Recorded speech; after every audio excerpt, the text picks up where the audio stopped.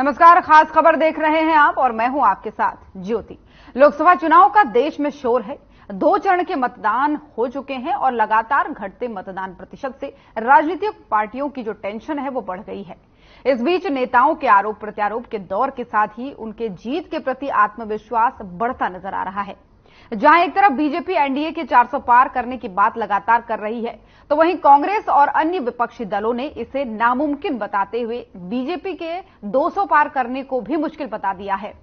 इस बीच कांग्रेस नेता जो हैं शशि थरूर ने बीजेपी के 400 पार के नारे को एक मजाक बताया है। उन्होंने कहा कि 300 पार करना उनके लिए असंभव है और उनके लिए 200 पार करना भी बड़ी चुनौती है। भाजपा को केरल, तमिलनाडु और आंध्र प्रदेश में एक भी सीट नहीं मिलेगी। उन्होंने कहा दक्षिण के राज्यों में बीजेपी का प्रदर्शन 2019 में भी खराब था और इस बार और खराब होने की उम्मीद है। दूसरी तरफ बीजेपी में 400 पार करने को लेकर पूरा आत्मविश्वास दिख रहा है।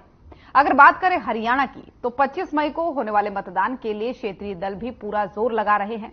लेकिन सवाल सबसे बड़ा यह बनता है कि कौन जनता के किए वादों को पूरा करता है, जनता से किए वादों को पूरा करता है, या फिर किसके दावों को इस बार जनता फेल करने वाली है।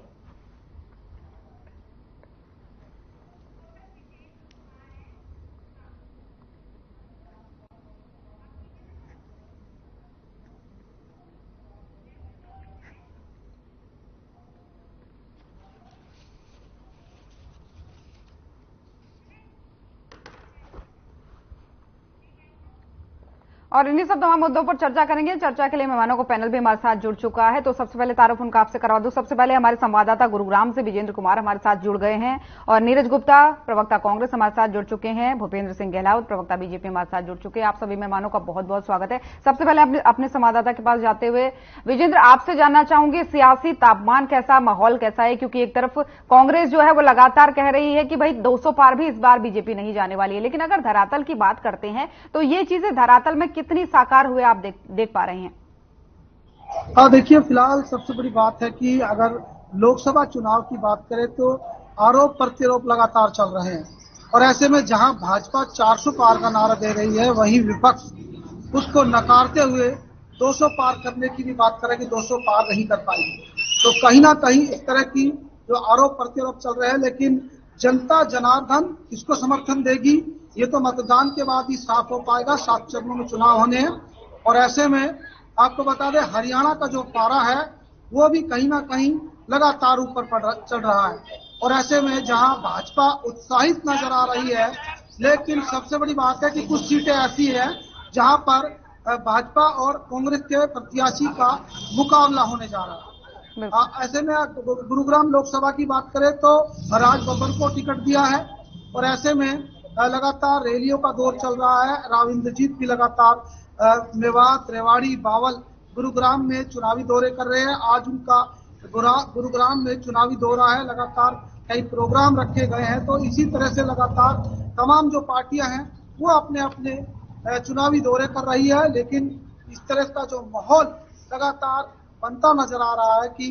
भाजपा जो 400 पार का नारा दे रही है वो कितना सार्थक हो पाएगा, ये लगातार विपक्ष उस पर तंज कस रहा है। ठीक है विजेंद्र, आगे आपसे चर्चा करेंगे, लेकिन हमारे साथ और भी मेहमान जुड़े हुए हैं। नीरज जी, आपसे सवाल लेते हुए जानना यही चाहूंगे कि आप कहते हैं इस बार 200 पार भी नहीं होने देंगे बीजेपी को, या फिर वो मुश्किल है, बड़ी चुनौती है बीजेपी के लिए। तो क्या आपको लगता है अगर 200 आप बीजेपी के खाते में डालने की बात करें तो क्यों कांग्रेस के खाते में इस बार कितने आने वाली है? ये जो 400 नारा दिया, नारा तो कोई भी लगा सकता है। ये नारा तो शुक्र है 400 को दिया, ये नारा तो 543 का भी लगा सकते थे। जैसे हरियाणा में उन्होंने लगाया था 75 बार तो 40 में रहेगी। तो 400 सीट पास करना नामुमकिन है, क्योंकि इनको ये ज्ञान होना चाहिए। बीजेपी वक्ता भी बैठे हैं, मैं इनको याद दिला दूं, नॉर्थ इंडिया में 99% सीटें इनकी हैं। तो सीटें बढ़ेगा, दक्षिण में इनके कोई गिनती नहीं है, तो सीटें बढ़ेगा। ये तो है नहीं कि लोकसभा की सीटें 723 हो जाएंगी तो जाकर इनको 400 मिलेंगी। ये बेमानी नारा है, सिर्फ अपनी हवा बनाते हैं। उस नारे की हवा निकल चुकी है। ये मेरे हिसाब से 200-250 बीच में रह जाएंगे, इससे ज्यादा सीटें कहीं भी आएंगी। और ये खुद भी देख रहे हैं, प्राइम मिनिस्टर नरेंद्र मोदी ने 400 नारा लगाना बंद कर दिया कि हम देख रहे हैं पूरे इंडिया गठबंधन कड़ी टक्कर दे रहा है कि उन्होंने काम तो कुछ किए नहीं। 2 करोड़ रोजगार का वादा था, लेकिन आप कह रहे हैं कि बीजेपी की हवा निकल गई, दूसरी तरफ वो कह रहे हैं कि कांग्रेस की हवा निकल गई, इनके पास नेता नहीं है, इनके नेता छोड़ के जा रहे हैं। जनता में छोड़ देते हैं। मैं ये नहीं कहता हवा निकली, लेकिन 400 का नारा नहीं पार होगा। ये अपनी 400 बात पे रहे। और रही नहीं तो फिर अपना बताइए ना। चलिए ठीक है, हमने मान लिया आपकी बात कि आप कहेंगे कि हम उनको 400 पार नहीं करने देंगे, तो आप बताइए कांग्रेस कितनी पार जाने वाली है इस बार? देखिए, इंडिया गठबंधन 250 के करीब रहेगा। अच्छा, तो 250 कह रहे हैं कि आप 200-250 बीजेपी जाएगी, 200-250 इंडिया गठबंधन जाएगा। बीजेपी प्रवक्ता को मैं याद करा दूं दूसरी बात, जो 400 नारा पार कर रहे हैं, 400 की सकत तो 400 तो कांग्रेस कब तक पार करती है? आज से 40 साल पहले पार कर चुकी है। ये आप सपना देख रहे हैं। कांग्रेस तो वो रिकॉर्ड बना चुके हैं जिंदगी में कभी रिकॉर्ड नहीं तोड़ सकते। ये तो 10 साल के। तो फिर आप रिकॉर्ड घटा क्यों रहे हैं? अगर ये रिकॉर्ड आप पहले ही दर्ज कर चुके हैं तो अब आप रिकॉर्ड घटा क्यों रहे हैं? 75 साल देखिए, हमारे कांग्रेस ने 65 साल किया है। थोड़ी बहुत करप्शन आना स्वाभाविक है, कोई भी परिवार बना होता है तो एक पल के बाद गिरावट आती है। जनता भी चाहती है कोई नया देखे। जनता ने नया 10 साल का शासन देख लिया। मैं आपको इतनी जरूर गारंटी कर सकता हूँ, हम तो 55-65 साल के बाद भी जिंदा है। अगर ये 15-20 साल और भी राज कर गए ना तो इनका इतिहास हो जाएगा। ये इतिहास में नजर भी नहीं आएंगे। कांग्रेस पार्टी को नीतियों को अभी भी याद करते हैं। मैं ये अपने घमंड से नहीं कह रहा, मैं आपको प्रैक्टिकल बात बोल रहा हूँ। 10 साल के बाद ये लोग पहुंच चुके हैं, इनका कोई भी वादा पूरा नहीं हुआ। मोदी नाम है, झूठी गारंटी का नाम। रोजगार की अगर गारंटी चाहिए, झूठ का काम चाहिए, महंगाई बढ़ानी है तो मोदी को लाओ। नीरज जी लौटूंगी आपके पास। जो आरोप आपने लगाए हैं, जो सवाल आपने दागे, भूपिंदर जी हमारे साथ बने हुए हैं। भूपिंदर जी, इनका कहना है कि ये सब हवा हवाई है, लेकिन इनके बड़े नेता भी कह रहे हैं कांग्रेस वाले कि 400 पार तो ये सपना है, ये पूरा नहीं हो सकता, 200 पार भी मुश्किल है आपका। देखिए ज्योति जी, मैं तो ये कहना चाहूंगा, इनके पास उम्मीदवार ही नहीं है। कई सीटों पे तो इनके उम्मीदवार पर्चा ही उठा ले गए और कई सीटों पर इनको उम्मीदवार मिल ही नहीं रहे हैं। मैं हरियाणा प्रदेश की बात करूं तो हरियाणा प्रदेश में इनको उम्मीदवार ही नहीं है इनके पास। कहीं राज बब्बर को उठा के ला रहे हैं, कहीं उत्तराखंड से उठा के ला रहे हैं। इनके पास ना उम्मीदवार है, ना इनका कोई लेना देना है। तब राज बब्बर को आप उम्मीदवार नहीं मान रहे भूपिंदर जी? नहीं, मैं कहता हूँ उम्मीदवार है ही नहीं। हरियाणा प्रदेश से उनका कोई लेना देना नहीं। अच्छा, वो ये कह रहे हैं भूपिंदर जी, वो कह रहे हैं कि हमारे प्रत्याशी तो आप उठा के ले जा रहे हैं, तो हम उठाएंगे। नहीं, देखिए, हम किसी के प्रत्याशी नहीं उठा रहे। आदरणीय नरेंद्र मोदी ने जो कल्याणकारी योजनाएं लागू की हैं, उनसे प्रभावित होकर सारी देश की जनता और हरियाणा प्रदेश की जनता और नेता हमारी तरफ आकर्षित हो रहे हैं और हमारी योजनाओं से प्रभावित होकर जो हमारी तरफ आ रहा है हम उनको ले रहे हैं। हम कोई कांग्रेस पार्टी की तरह तो है नहीं कि अपने आदमियों को लठ मार के भगा दें। कहीं इन्होंने पीछे तंवर को लठ मार के भगा दिया था, तो जब भगा दिया था तो वो कहीं तो जाएगा ना। और मैं तो ये कहना चाहता हूँ, इनका क्या हाल है। किरण चौधरी कह रही है इसकी हम रोड निकाल देंगे, जितनी ज्यादा हमारी मदद की उससे ज्यादा इनकी मदद हम करेंगे। किस तरह से इनके फरीदाबाद में जब नॉमिनेशन होता है तो भूपेंद्र सिंह ये तो सकारात्मक बात हुई ना भूपिंदर जी, जितनी इन्होंने हमारी मदद की उससे ज्यादा मदद करेंगे। अरे भाई, मदद का मतलब यह है कि उसकी जमानत जब्त कराई थी पीछे, श्रुति तीसरे नंबर पर आई थी, तो वैसे इसको वो तीसरे नंबर से भी इसको चौथे नंबर पर ढकालने की बात कर रही है। और मैं ये कहता हूँ कि ना तो यहाँ श्रुति आई इनकी नॉमिनेशन में और ना सिरसा में भूपेंद्र हुड्डा गए, ना फरीदाबाद में गए, और जो कुरुक्षेत्र में नॉमिनेशन हुआ ना कोई दूसरा ग्रुप आया। ये तो इनका इतना लठ बजा हुआ है, इनका बुरा हाल है। इनको तो कांग्रेस के लोग कांग्रेस को ही हरा देंगे, हमें बहुत ज्यादा मेहनत करने की जरूरत भी नहीं पड़ेगी। और मैं ये कहना चाहता हूँ, देखिए आज बंगाल की बात कर लीजिए, 30 से भी ज्यादा सीटें हम बंगाल में जीत रहे हैं। मैं तो ये कहता हूँ कि जहाँ पीछे कांग्रेस की कुछ सीटें आई थी वहीं नहीं है सीट, यहाँ ये कहाँ से आएंगे। इनका सूरत में तो इनका उम्मीदवार ही नहीं मिला, भाग गया। और इंदौर में इनका जो कैंडिडेट था वो उठा के अपना फार्म ही भाग गया। तो ये कहना कि इनका हमारी तो 400 सीट से ऊपर आएंगे, इसमें किसी किस्म का कोई शक नहीं है। और हरियाणा प्रदेश में 10 की 10 सीटों पर हम चुनाव जीतेंगे। और जहाँ 1-2 सीटों पर पिछली बार इनकी जमानत बच गई थी, वहां भी चुनाव जमानत जब्त होने की बात करेंगे। क्योंकि भूपेंद्र सिंह हुड्डा को सब जानते हैं किस तरह से इन्होंने किसानों की जमीनों पर डाकर डाला था, किस तरह से खर्ची पर नौकरी। गहलोत साहब, आगे चर्चा आपसे करेंगे, और भी मेहमान बने हुए हैं, लेकिन अपने संवाददाता के पास एक बार फिर से जाना चाहूंगी। वीरेंद्र, मेरी आवाज आप तक पहुंच पा रही है? विजेंद्र, आप मुझे सुन पा रहे हैं? इनका खैर ये आरोप प्रत्यारोप तो चलता रहता है पार्टियों का। आप तक मेरी आवाज नहीं पहुंच पा रही विजेंद्र? चलिए कोई बात नहीं, दोबारा जुड़ने का आपसे प्रयास करेंगे। लेकिन नीरज जी हमारे साथ जुड़े हुए हैं। नीरज जी, ये कह रहे कि आप ही के नेता भाग भाग के जा रहे हैं, कोई नामांकन कराने के बाद भाग रहा है और आप कांग्रेस को डुबा देगी, हमें बहुत मेहनत करने की जरूरत है ही नहीं। अपनी व्याख्या कैसे भी कर सकते हैं, जब आपने इनको कहा कि तो अच्छी बात है, ये उस बात के सेंटेंस की व्याख्या कैसे करते हैं इसका मैं कोई जवाब देना चाहता। रही इनके पास खुद की कैंडिडेट क्या है, आज 10 एमपी में 6% एमपी हमारे हैं, 7% एमपी। इनको भूलना चाहिए कि ये बात ध्यान नहीं रखनी चाहिए। इनका कोई भी धाता दो इल्जाम लगाते अपने उप देखें। ये नवीन जिंदल को उनके प्राइम मिनिस्टर कोयला चोर बोलते थे कि उसकी 30,000 की दलाली पर कोयला 30,000 करोड़ रुपए निकालूंगा। आज उनको सिर्फ सत्ता की लोग के लिए अपनी पार्टी में ले वहां से टिकट दे दिया। ये दोहरे चरित्र की बात करते हैं। कहा इनका भ्रष्टाचार जीरो टॉलरेंस पॉलिसी, जितने लोगों को भ्रष्टाचारी बोलते हैं वही तो वो कह रहे कि जो प्रधानमंत्री नरेंद्र मोदी जी की नीतियों से खुश होकर यहाँ आएगा हम उसे शामिल करेंगे, हम अपनी पार्टी में उसे जगह देंगे। ठीक है मैडम, हम आपकी बात से सहमत हूँ, आप शामिल कीजिए। फिर भ्रष्टाचार क्यों बोलते हैं दूसरे दल को? भ्रष्टाचारी दल को बोलते हैं, उनके नेताओं को भ्रष्टाचारी बोलते हैं और उसको अपने पार्टी लेने गुरेज नहीं करते हैं। ये डबल स्टैंडर्ड क्यों? चंडीगढ़ का हाल देखा आपने, ये सत्ता चोर है, सत्ता के इतने लालची हैं, इनका चरित्र इतना गिर गया है, इन्होंने राजनीतिक स्तर इतना गिरा गया, पूरी विश्व में कोई नहीं गिरा सकता। मैं एग्जांपल दूंगा चंडीगढ़ का, मेयर बना लिया, बाद में हरियाणा हाईकोर्ट ने क्या किया, पूरे विश्व में बेइज्जती कराई छोटे से इलेक्शन के लिए, मुंह की खानी पड़ी। आप देखिए ब्रिजभूषण के लड़के परिवार करते हैं, ब्रिजभूषण का आपके यौन शोषण का आरोप लगा था, करोड़ों लड़कियों के साथ धोखा करा इन्होंने, आज उसके लड़कों को टिकट दे दी। क्या इतना स्टैंडर्ड रह गया कि जिसपे यौन शोषण का आरोप लगा उसके लड़के को टिकट दे दी? अब परिवारवाद कहां चला गया? अपने परिवारवाद की लिस्ट खोल के देखें। अच्छा, तब तो आप विरोध कर रहे थे कि ब्रिजभूषण को टिकट नहीं मिलना चाहिए, अब नहीं दिया तो फिर? मैडम मैं परिवारवाद तक कह रहा हूँ, वो अच्छा किया नहीं मिला, उसके लड़कों को दे दिया, परिवारवाद की बात कर रहा हूँ। ये कहते हैं ना कार्यकर्ताओं को टिकट मिलता है, हम परिवारवाद नहीं करते, तो उनके बेटे को टिकट क्यों दिया? मैं ये बात कहना चाहता हूँ, हम पे परिवारवाद का आरोप लगाते हैं। अपनी खुद की लिस्ट देखिए, जो 547 एमपी की सीट है उनमें कितने बच्चों को सीट दी है, मैं इस बात का जवाब दे रहा हूँ। अच्छा उसका टिकट कट गया, उसको तो अभी कुछ भी नहीं हुआ, उसको और सजा मिलनी चाहिए थी। ऐसे हरियाणा में देखिए संदीप खेल मंत्री दूसरी कह रहे हैं नामांकन पे गए, एक अकेला आदमी सबके नामांकन पे जाएगा। खट्टर साहब कितने नामांकन पे गए, या आपके नायब सैनिक कितने नामांकन पे गए? वो पार्टी का इंटरनल मैटर है ना। महेंद्र प्रताप जी खुद इतने बड़े शख्सियत हैं, और दूसरा हरियाणा प्रदेश कांग्रेस के अध्यक्ष उदयवान जी आगे, फिर किसकी क्या जरूरत है? वो अपने काम में व्यस्त है।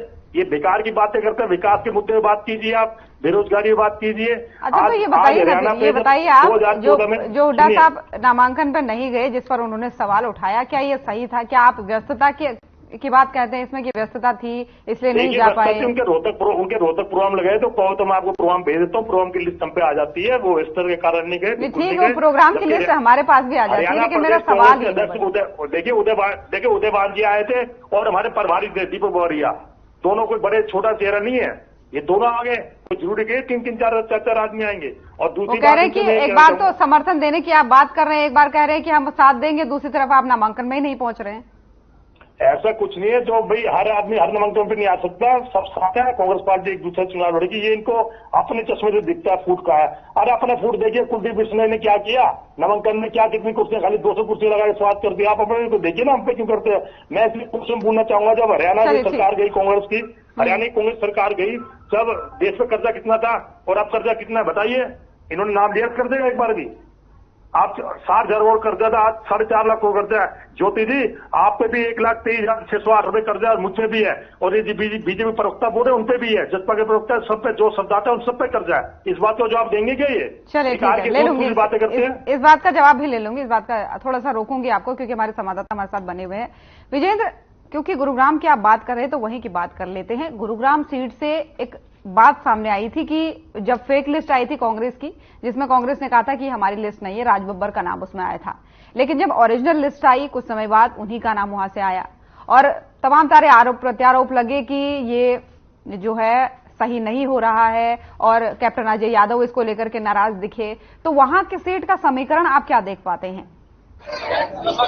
ज्योति देखिए, बिल्कुल ठीक है कि सबसे बड़ी बात है कि जब कैप्टन अजय सिंह यादव लगातार टिकट की बात कर रहे थे, वो गांव के दौरे कर रहे थे, जैसे ही राज बब्बर का नाम सामने आया तो कहीं ना कहीं उनका मीडिया में बयान आया, काफी विरोधी बयान भी उनका सामने आया और विरोध भी किया।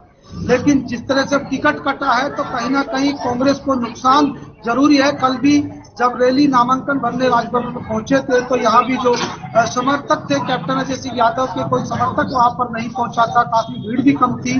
तो ऐसे में कहीं ना कहीं नुकसान जरूर है और ये विरोध भी लगातार देखने को मिल रहा है कि कैप्टन अजय सिंह यादव जिस तरह से बयानबाजी कर रहे थे इनका टिकट कट सकता है, और हालांकि यही हुआ कि उनका टिकट कट गया। हालांकि जनता यही कह रही है कि अगर कैप्टन अजय सिंह यादव को टिकट मिलता तो बेहतर होता, लेकिन फिलहाल राजबब्बर को मैदान में उतारा है। किस तरह का चमत्कार होने वाला है ये भी देखना होगा, क्योंकि पंजाबी चेहरा है, क्या पंजाबी वोटों को साथ पाएंगे, क्योंकि लोकसभा क्षेत्र गुरुग्राम लोकसभा क्षेत्र काफी बड़ा क्षेत्र है और जिस तरह से अलग अलग समीकरण यहाँ पर है, यादव बहुल्य वोट यहाँ पर है और राजनीति वहाँ पर लगातार उसका कब्जा रहा है और कई बार मंत्री और सांसद कारण क्या रह सकता है? कारण विजेंद्र इसका क्या मान सकते हैं कि राजबब्बर को इस बार फिर कांग्रेस ने चुना?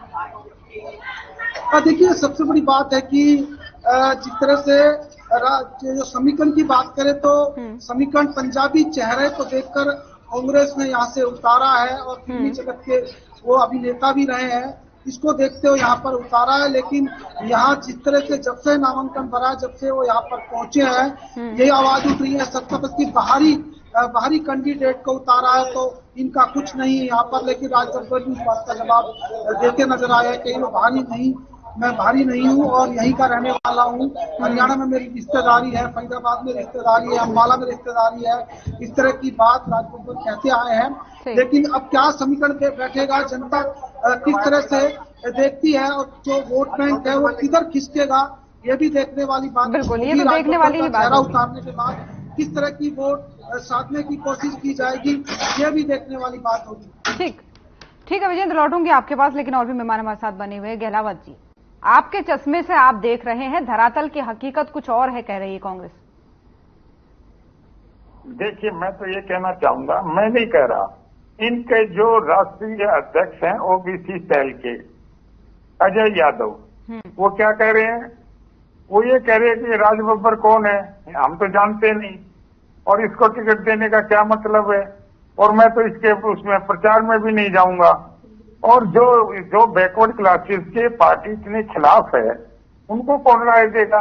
उनके राष्ट्रीय अध्यक्ष को भी काफी टिकट इन्होंने काट लिया और इन्होंने जिस तरह से कांटा निकालने का, हुड्डा साहब तो सबका कांटा निकालने का काम करते हैं। ये तो किसी को जिताना नहीं जानते, ये तो प्लानिंग बनाते हैं कि इनकी मर्जी का जो कैंडिडेट नहीं उसको कैसे हराया जाए। इनको तो सिर्फ अपने बेटे की चिंता है और उसी के लिए ये सारा ताना बाना बुन रहे हैं। लेकिन मैं ये भी बताना चाहता हूं कि पिछली बार वो 7,000 से चुनाव हारा था, अब की बार 50,000 से ऊपर हारेगा रोहतक सीट। ये तो हमारी भारतीय जनता पार्टी की जो आदरणीय नरेंद्र मोदी की लहर है और जो हमने बिना खर्ची पर्ची के नौकरी दी, युवा सारे उससे बहुत प्रभावित हो रहे हैं। इस तरह से हमने परिवारवाद की जहां बात आती है तो उन्होंने अभी ब्रजभूषण शरण सिंह के बारे में कहा, उन्होंने कहा कि आप हम पे आरोप लगाते हैं परिवारवाद का, वहां पर क्या हो रहा है? नहीं, मैंने परिवारवाद की बात ही नहीं की। मैंने ये कहा इनका ओबीसी सेल का राष्ट्रीय अध्यक्ष जो 6 बार एमएलए बना था उसका टिकट काट दिया इन्होंने। उसमें कहां से, क्योंकि ये लोग ओबीसी के खिलाफ हैं, राजबब्बर को कहां से उठा लाए, क्या जरूरत थी उसकी? क्या हरियाणा प्रदेश में कोई भी इनके पास नेता नहीं था? और दूसरा मैं ये भी कहना चाहता हूँ, आप हरियाणा दिल्ली इनके साथ में, दिल्ली तो हमारा तो अच्छी बात हो गई ना, अगर आप उसको मैं ये कहता हूँ दिल्ली, आप इन्होंने एक आदमी का नाम लिया बावरिया का कि वो नॉमिनेशन कराने गए। दिल्ली के जो इनके राष्ट्रीय प्रदेश के अध्यक्ष थे लवली, उन्होंने तो बयान दिया, राजकुमार जी ने तो बयान दिया कि इसे बावरिया ने तो बैठा दिया हमारा, इसको यहाँ से वापस बुला लो, और वो पार्टी भी छोड़कर चले गए।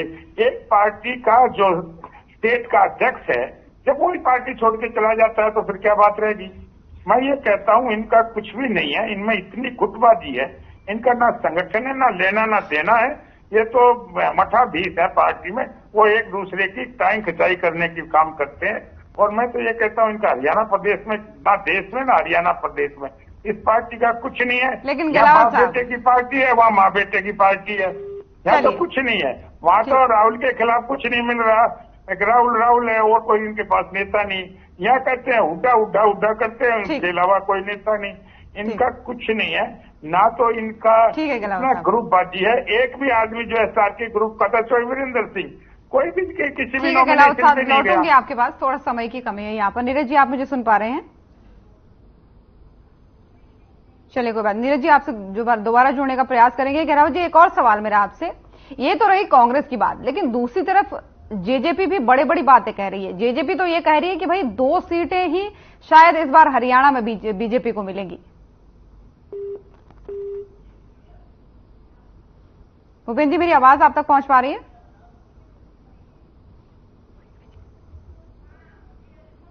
चलिए कोई बात नहीं, भूपेंद्र जी आपसे भी दोबारा जोड़ने का प्रयास करेंगे, नेटवर्क की थोड़ा सा समस्या है। विजेंद्र हमारे साथ जुड़े हुए हैं। विजेंद्र, अलग अलग बातें कहती है पार्टी, कहीं 400 पार की बात होती है तो दूसरी तरफ वो पार्टी उसको नकारने की बात करती है। लेकिन हरियाणा में जिस तरीके से हम देख सकते हैं, आपने बताए गुरुग्राम सीट का हाल आपने बताया कि अगर कैप्टन अजय यादव को उतारा जाता तो हो सकता है परिस्थितियां कुछ और होती। लेकिन दूसरी तरफ जो विपक्षी हैं वो ये कहते हैं, विपक्ष नहीं कहें बीजेपी कहे साफ तौर पर, उनका ये कहना है, चाहे अगर विपक्ष की भी हम बात करते हैं, इनेलो की बात करते हैं, जेजेपी की बात करते हैं, तो कांग्रेस को लेकर के वो ये कहते हैं कि जो भी प्रत्याशी उतारा गया है उसमें गुटबाजी साफ देखी जा रही है। उसमें ये हुड्डा और बीजेपी के मिलने की बात कहीं ना कहीं कही जाती है कि हुड्डा साहब बीजेपी से मिले हुए हैं, इसलिए जानबूझ करके कमजोर प्रत्याशी उतारे जा रहे हैं। तो इन बातों में कितनी सच्चाई है धरातल पर, क्योंकि आप लगातार जुड़े रहते हैं, काम करते हैं, तो आप कैसे, किस तरीके से इसको देख पाते हैं?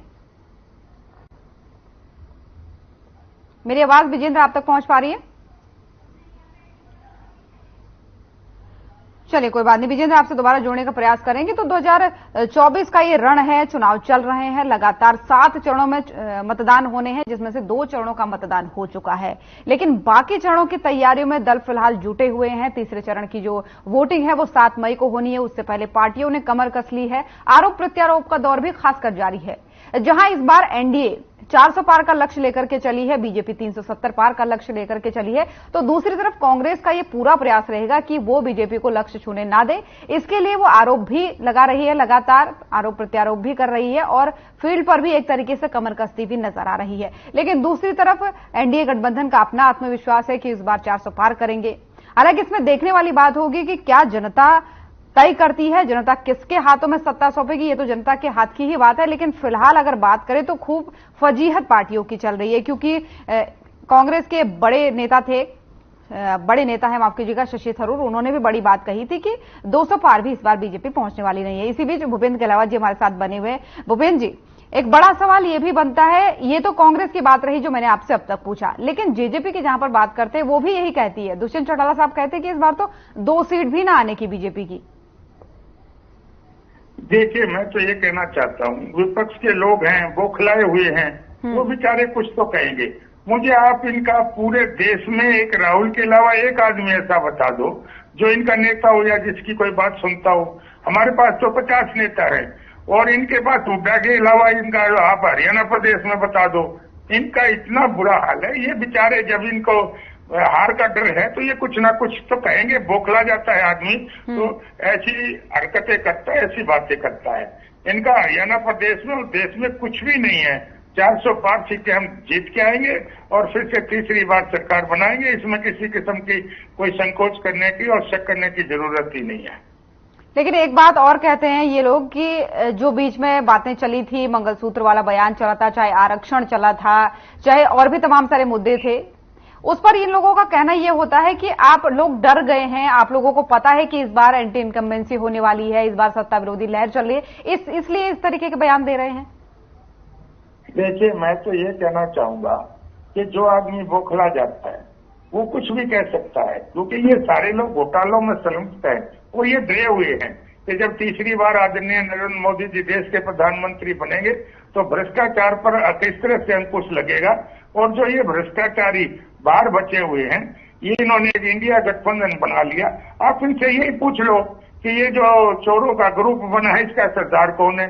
इनका सरदार ही नहीं है, इनको पता ही नहीं सरदार कौन है। ये तो बिल्कुल ऐसे ही ऐसी बातें करते हैं जिसमें कोई दम नहीं होता। हम बिल्कुल से 400 पार की सीट पार करेंगे और देश में भ्रष्टाचार खत्म करने की बात करेंगे। ये तो भ्रष्टाचारी लोग डरे हुए हैं, सारे जितने भ्रष्टाचारी लोग हैं वो इकट्ठे हो गए और आज हमारे पर आरोप लगाते हैं एनडी गठबंधन, ईडी का, दूसरे का। अरे लालू यादव को किसने सजा दी थी?